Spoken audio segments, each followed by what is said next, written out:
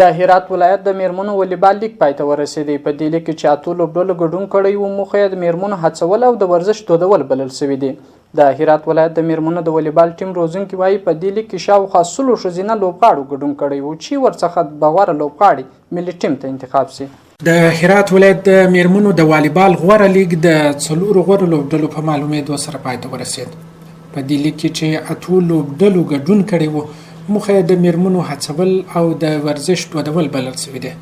د هرات ولایت د میرمنو د والیبال لوبډلې روزونکی وایي په دې لیګ کې شاوخوا 100 ښځینه لوبغاړو ګډون کړی و چې ورڅخه به غوره لوبغاړي ملي ټیم ته انتخاب شي. مسابقات ما بین 8 کلب رسمی، مسابقات ما جام لیگ برتر بین کلب‌های ولایت هرات. ما به مدت از این مسابقات انتخاب میشه به تیم ملی. فعلا ما 4 بازیکن به تیم ملی داریم و از این مسابقات هم ما را پیدا میکنه و برنامه آینده به تیم ملی. په همدې حال کې هغه لوبغاړي چې په دې تورنمنت کې برخه اخیستې ده، دا تورنمنت د میرمنو د والیبال پرمختګ لپاره ګټور بولي او وایي هڅه یې کړې ترڅو په ښه کارکردگی سره ځان تر ملی ټیم ورسوي.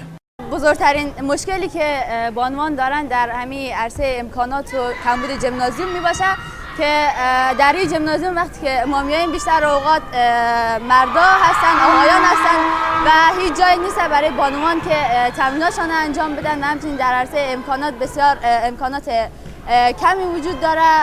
برای حل از این مشکل و ما خواهشمندیم از دولت اینا که حمایت بکنن ما را و همچنین یک جمنازیوم مخصوص برای بانوان درست بکنن که ما بتوانیم راحت در اونجا مسابقات خود برگزار بکنیم. دا لوبغاړي د نورو کورنیو غواړي چې خپلې لوڼې و ورزش کولو ته پرېږدي ترڅو هغوی هم د ورزش له لارې هېواد ته ویاړونه راوړي. خوشحال هستیم که در ولایت هرات بعض مسابقات برگزار میشه به خاطر بانوان و ما میتونیم استعدادهای خود رو نشان بدیم و متاسفانه در ولایت هرات باید یک جمنازیوم برای بانوان د هرات ولایت د میرمنو د والیبال غوره لیګ په داسې حال کې په لاره اچول کېږي چې یو شمېر لوبغاړي د حکومت غواړي چې په هرات ولایت کې د میرمنو لپاره یو ځانګړی جمنازیوم د ورزش کولو لپاره جوړ کړي.